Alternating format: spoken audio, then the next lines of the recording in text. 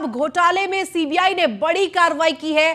CBI की team ने दिल्ली के उप मुख्यमंत्री को 8 घंटे की पूछताछ के बाद गिरफ्तार कर लिया है। दिल्ली के डिप्टी सीएम मनीष सिसोदिया को सोमवार को मेडिकल करवाने के बाद दिल्ली राउज एवेन्यू में सीबीआई जज एम.के. नागपाल की कोर्ट में पेश किया जाएगा। सीबीआई सूत्रों के मुताबिक मनीष सिसोदिया पर लगे आरोप पर पूछे गए सवालों का जवाब नहीं देने पाए और जांच एजेंसी को पूछताछ की प्रक्रिया में सहयोग भी नहीं कर रहे थे, जिसके बाद उनकी गिरफ्तारी की गई है। सीबीआई इस मामले में कई सबूतों और गवाहों के दर्ज पर गवाहों के मद्देनजर बयानों के बारे में मनीष सिसोदिया से पूछताछ कर रही थी। 8 घंटे तक की लंबी पूछताछ की गई। सूत्रों के मुताबिक डिप्टी सीएम मनीष सिसोदिया को सबूतों के आधार पर सीबीआई ने गिरफ्तार किया है। पूछताछ में सीबीआई ने सिसोदिया को कई सबूत दिखाए। इसमें डिजिटल सबूत और दस्तावेज भी शामिल थे। सिसोदिया इन सबूतों के सामने कोई जवाब नहीं दे पाए और इस लंबी फहरिस्त सवालों की जो कि उनके सामने दागी गई, उस पर वो मौन रहे। उनके पास कोई जवाब नहीं था, जिसके आधार पर उनकी गिरफ्तारी की गई है।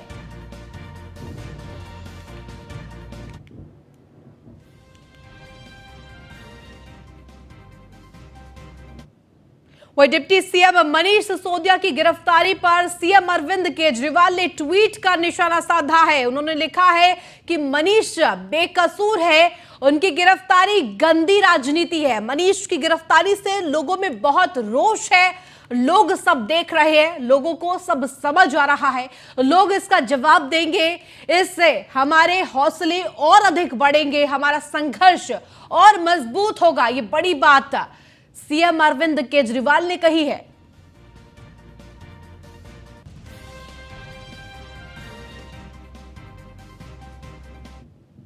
वहीं इस मुद्दे पर डिप्टी सीएम मनीष सिसोदिया की गिरफ्तारी पर आम आदमी पार्टी के राज्यसभा सांसद संजय सिंह ने भी ट्वीट का निशाना साधा। उन्होंने लिखा कि मनीष सिसोदिया की गिरफ्तारी तानाशाही की इंतहा है।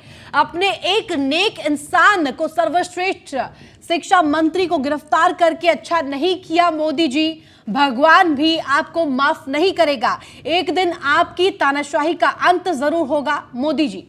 सीधे तौर पर प्रधानमंत्री नरेंद्र मोदी को उन्होंने निशाने में आड़े हाथों लिया है।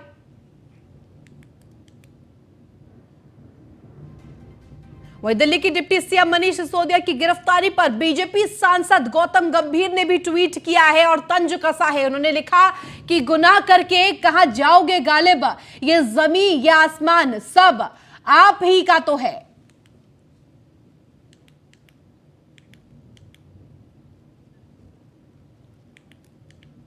वहीं थोड़ी देर पहले मनीष सिसोदिया की गिरफ्तारी पर कांग्रेस नेता अलका लांबा ने क्या कुछ कहा, आपको सुनवाते हैं। अलका लांबा जुड़ गए हैं, आपका बहुत बहुत स्वागत है न्यूज़ 1 इंडिया पर। जिस तरह से ये बड़ी खबर सामने आई है, शराब घोटाला मामले में सीबीआई ने बड़ी गिरफ्तारी की है। डिप्टी सीएम मनीष सिसोदिया को गिरफ्तार कर लिया गया है। किस तरह से ले रही है इस खबर को आप? देर आए दुरुस्त आए, ये तो होना ही था। इनके मंत्री सत्येंद्र जैन 8-9 महीने से तिहाड़ जेल के अंदर है। ईडी ने बिठाया है। मुख्यमंत्री अरविंद केजरीवाल अपने कट्टर ईमानदार मंत्री को बाहर नहीं ला पा रहे। अब ये दूसरा विकेट गिरा है। बात हो रही है शराब नीति की। जवाब मिल रहा है इनके प्रवक्ताओं से शिक्षा नीति। 8 घंटे सीबीआई ने पूछताछ जो की मनीष सिसोदिया जी से, सवाल शराब नीति पर थे, जवाब शिक्षा नीति पर दे रहे थे। जेल तो जाना ही था। आपने यहाँ पर शराब की राजधानी बनाई। शराब की उम्र 25 से घटाकर 21 कर दी। लाइसेंस फीस जो खजाने में सरकारी आने थे माफ कर दी। तेलंगाना में जाकर अपना गठबंधन की आड़ में ठगबंधन चल रहा था। मनीष सिसोदिया जी, आपने शराब नीति इतनी ईमानदार थी, इतनी मुनाफे वाली थी, तो एक ही सवाल पूरी दिल्ली पूछ रही है, आपने अपनी शराब नीति सीबीआई के तरफ से जांच के आदेश से वापस क्यों ली? जैसे उन्होंने वापस ली, पता लग गया कि यहाँ पर तो पूरी दाल ही काली है। और उसकी जब जांच हुई तो अब तो इसमें दिल्ली के मुख्यमंत्री भी फंसते हुए दिख रहे हैं। अरविंद केजरीवाल जी को कहूंगी, हवाला में आपका एक मंत्री अंदर हुआ है, मनी लॉन्ड्रिंग में और अपना फर्जी कंपनियों में। दूसरा मंत्री आपका शराब नीति में अंदर हुआ है। ये वही शिक्षा की जो बात कर रहे हैं, आज कह रहे थे नोट पर भगवान की तस्वीर बदल दीजिए, जितना रुपया जो है वो उठ जाएगा, और लोग हंस रहे थे, मजाक उड़ा रहे थे। तो अलका जी, क्योंकि लगातार ये बात सामने आ रही थी, आम आदमी पार्टी का पक्ष ये था कि जानबूझकर ये किया जा रहा है, भाजपा का ये पक्ष है, भाजपा जानबूझकर इन पर शिकंजा कसना चाहती है, सरकार दबाव बनाना चाहती है। नहीं, भाजपा को तो ये फायदा करने के लिए जाते हैं हर राज्यों में। जहां जहां भाजपा हारती है वहां पर भाजपा के खिलाफ वोट को बांट के जिताने का काम करते हैं। आप उत्तराखंड देख लीजिए, गोवा देख लीजिए, तो ये तो भाजपा की बी टीम है।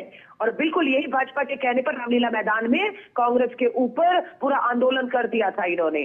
कोई भी 9 साल में एक भी आरोप डॉक्टर मनमोहन सिंह जी, सोनिया गांधी जी, राहुल गांधी जी, पूरे कांग्रेस का एक मुख्यमंत्री साबित नहीं कर पाए। ना कोई जेल में है, आज अगर कोई जेल में है तो ठग मंत्री इनके जेल में है। 55 घंटे ईडी ने राहुल गांधी जी से पूछताछ की थी, 55 घंटे। अलका जी, क्योंकि सोनिया गांधी ने भी अभी रायपुर में ही कहा था, ये बड़ी बात उन्होंने कही थी कि संवैधानिक संस्थाओं का दुरुपयोग हो रहा है, आपका क्या कुछ कहना है इस पर?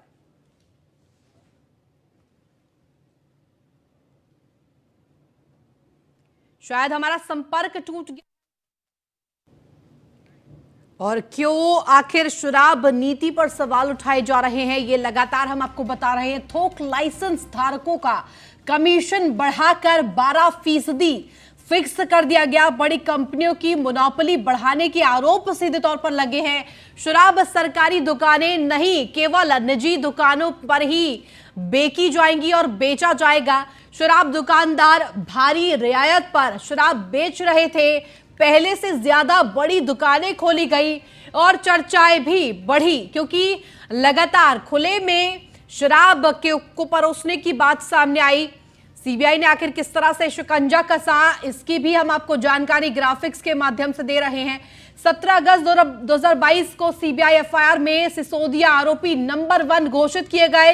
19 अगस्त 2022 को मनीष सिसोदिया के घर पर सीबीआई ने छापा मारा, जिसके बाद 30 अगस्त 2022 को मनीष सिसोदिया के बैंक लॉकर खंगाले गए, जानकारी एकत्रित की गई और 17 अक्टूबर 2022 को मनीष सिसोदिया से 9 घंटे तक सीबीआई ने पूछताछ की, जानकारी इकट्ठा करी, उनसे सवाल दागे और उसके बाद 25 नवंबर 2022 को सीबीआई चार्जशीट दाखिल की गई। सिसोदिया का नाम इसमें नहीं था और इसके बाद बड़ी कार्रवाई 15 जनवरी को देखने को मिली, जब मनीष सिसोदिया के दफ्तर से सीबीआई ने कंप्यूटर जब्त किया और उनका कंप्यूटर जब्त करने के बाद तमाम जानकारी भी इकट्ठा की गई उससे। 18 फरवरी 2023 को बड़ी कार्रवाई हुई, जिसमें मनीष सिसोदिया को सीबीआई का समन भेजा गया और 19 फरवरी को सिसोदिया की मांग पर सीबीआई ने थोड़ा उन्हें वक्त दिया, लेकिन आज ये बड़ी कार्रवाई 8 घंटे लंबी पूछताछ की गई, जिसके बाद सीधे तौर पर शिकंजा कस लिया गया है, उन्हें गिरफ्तार कर लिया गया है।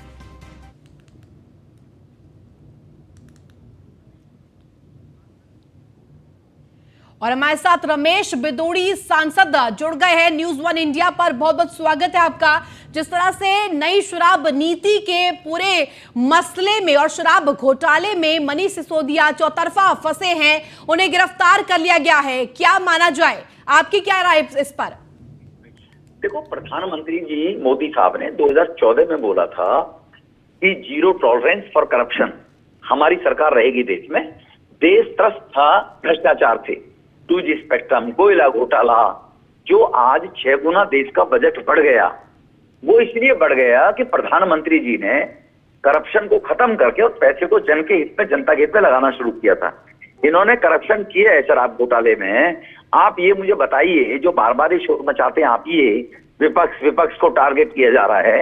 मैं आपके कहने से पहले जवाब देना चाहता हूँ कि जो कमीशन था शराब माफियाओं का, शराब 2% से 12% क्यों किया जी? आपकी रिश्तेदारी, उनके स्टिंग हुए, उन्होंने कहा कि आधा पैसा उल्टा गया है। आपने जो लाइसेंस होल्डर थे उनका 140 करोड़ रुपया माफ कर दिया। क्या वो बगैर 50-50 लिए किया? आपने जिन फोनों से 45 ऐसे टेलीफोन थे, उन फोनों शराब लाइसेंसधारी इन बीच में आपकी डील हुआ करती थी, ऐसे 45 टेलीफोन वो डिस्ट्रॉय कर दिए, खत्म कर दिए गए। वो क्यों आपने 45 टेलीफोन डिस्ट्रॉय कर दिए? बार बार हमसे लॉकअप में कुछ नहीं मिला, हमारे पास एक पैसा कहीं नहीं मिला। तो देखो, देश के अंदर देशवासी त्रस्त थे भ्रष्टाचार थे, आम जनमानस नौजवान त्रस्त था भ्रष्टाचार से। तो इस भ्रष्टाचार को खत्म करने के लिए एजेंसियों को फ्री हैंड दिया गया था कि करप्शन, एंटी करप्शन जो एजेंसियां हैं, जो भ्रष्टाचार को खत्म करने वाली हैं, वो खुलकर कार्रवाई करें। तो उसके तहत ये देश में स्थिति लागू होनी चाहिए, नहीं होनी चाहिए, आप भी इसका संज्ञान ले जरा। तो इसलिए वो गिरफ्तार होना था, साक्ष्य मिल गए, सारे के सारे सबूत मिल गए, सीबीआई ने गिरफ्तार कर लिया उनको। बिल्कुल, लेकिन जिस तरह से भाजपा पर तानाशाही का आरोप आम आदमी पार्टी लगा रही है, इस पर आपका क्या टेक है? क्या सच में भाजपा सरकारी संस्थाओं का गलत उपयोग कर रही है? मैं पहले आपको जवाब दे चुका हूं, भाजपा ने एजेंसियों को फ्री हैंड दिया। मैं पूछना चाहता हूं, एक एजुकेशन मिनिस्टर की बात कर रहे हैं, स्कूलों की बात कर रहे हैं, वो एक एक्साइज मिनिस्टर था जी, एक्साइज मिनिस्टर, जिन्होंने बगैर किसी लाइसेंस के ध्यान में दिए हुए स्कूलों के सामने बच्चों के भविष्य को खराब करने के लिए, 1 गेट 1 फ्री, नौजवानों को बर्बाद करने के लिए ठेके दे दिए थे। वो किस लालच में दिए थे जी? केजरीवाल साहब से पूछना चाहता हूं, इसका जवाब कोई केजरीवाल का रफूगर नहीं दे पा रहा है। इन्होंने कहा था हम जब सरकार में आएंगे तो मोहल्लों में जाकर जानकारी लेंगे कि कैसी सरकार चले। महिलाएं शोर मचा रही थी हमारे यहाँ ठेका मत खोलें, क्या इन्होंने किसी मोहल्ले में पूछा ठेका खुले ना खुले? ये तो केजरीवाल साहब ने कहा था। और दुनिया में सबसे पहले भ्रष्टाचारियों की लिस्ट जारी केजरीवाल साहब करते थे, कभी 10 लोगों की, कभी 15 लोगों की, जिनमें मैं नाम ले लेना चाहता, सबसे माफी मांगी इन्होंने। केजरीवाल साहब भ्रष्टाचार के खिलाफ आए थे ना, कि ये भ्रष्टाचार, रोज लिस्ट जारी किया करते थे। याद करो 2014-13 में आप रोज लिस्ट जारी करते थे, 15 नेताओं की भ्रष्ट की लिस्ट, 20 नेताओं की भ्रष्टाचार की लिस्ट, उसको आप खत्म करने आए, उसी में आप खुद इन्वॉल्व हो गए। तो बताओ गिरफ्तार क्यों नहीं होगी जी आप? क्योंकि तो रमेश जी, लेकिन ये सवाल इसलिए मैं पूछ रही हूं क्योंकि सरकारी संस्थाओं का दुरुपयोग करने का आरोप जो भाजपा पर लग रहा है, वो इसलिए भी लग रहा है क्योंकि बीते दिनों आपने रायपुर में भी कांग्रेस के अधिवेशन से पहले ईडी के छापे मरवाए। सर, आप परेशान कर रहे हैं विपक्ष को, ये आरोप लग रहा है।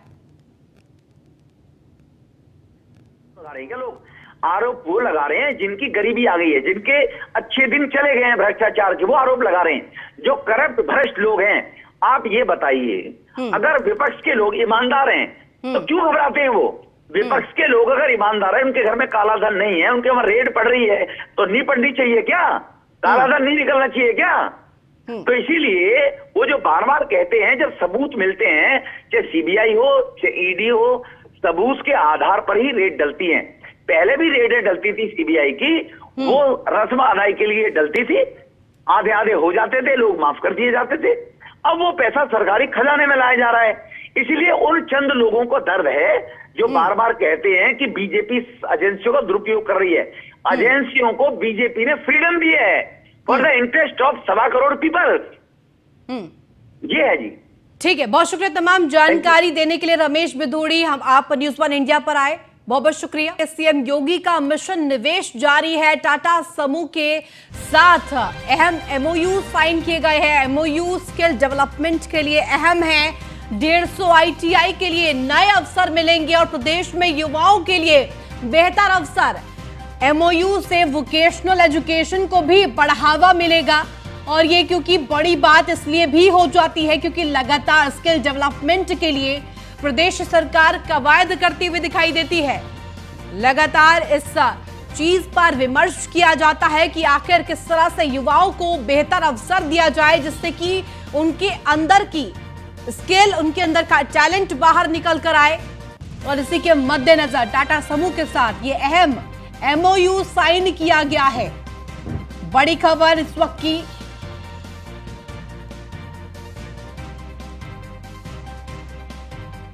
अन्य आईटीआई को, स्किल डेवलपमेंट के सेंटर को भी आगे बढ़ाने में राज्य सरकार को मदद मिलेगी। मेरा मानना है कि आज के समय में हम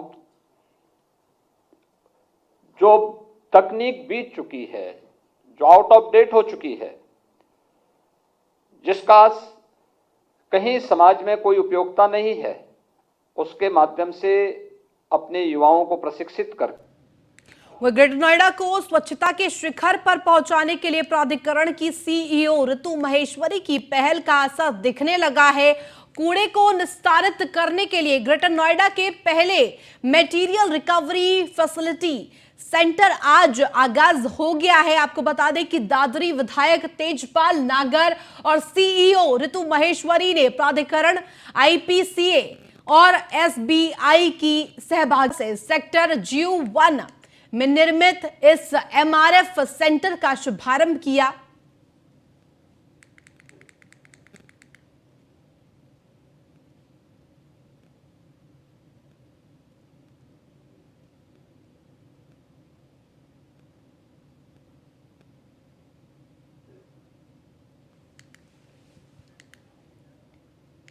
वह यूपी में होली के त्योहार को देखते हुए पुलिसकर्मियों की रद्द कर दी गई है छुट्टियां। आपको बता दें कि डीजीपी डीएस चौहान ने यह आदेश जारी किया है। आदेश के मुताबिक 5 से 10 मार्च तक कोई भी पुलिसकर्मी अवकाश पर नहीं रहेगा।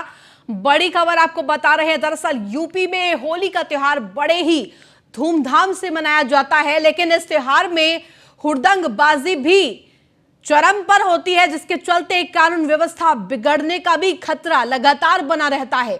इसकी वजह से डीसीपी ने सभी पुलिस वालों को छुट्टियां लेने से मना कर दिया है और पुलिसकर्मियों की छुट्टियां रद्द कर दी है। हालांकि केवल अत्यंत आवश्यकता पर ही यह छुट्टी संभव हो सकती है।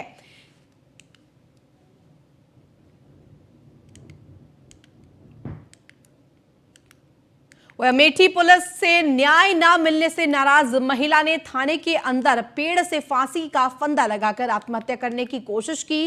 कई दिनों से थाने का चक्कर लगाकर पीड़ित महिला परेशान थी। समाधान दिवस पर भी जन सुनवाई में समाधान ना होने से नाराज महिला ने आत्महत्या करने की कोशिश की। थाने के पुलिस कर्मियों ने किसी तरह महिला को मनाया। सूत्रों की माने तो पीड़ित महिला और उसके पति के बीच विवाद चल रहा। पति अपनी पत्नी को अपने घर से निकाल रहा था।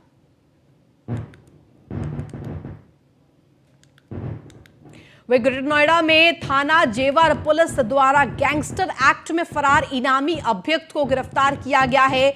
जेवर पुलिस द्वारा मुखबिर की सूचना पर थाना जेवर पर गैंगस्टर एक्ट थाना जेवर गौतम बुद्ध नगर में फरार 10,000 के अभियुक्त नीटू को गिरफ्तार किया गया है।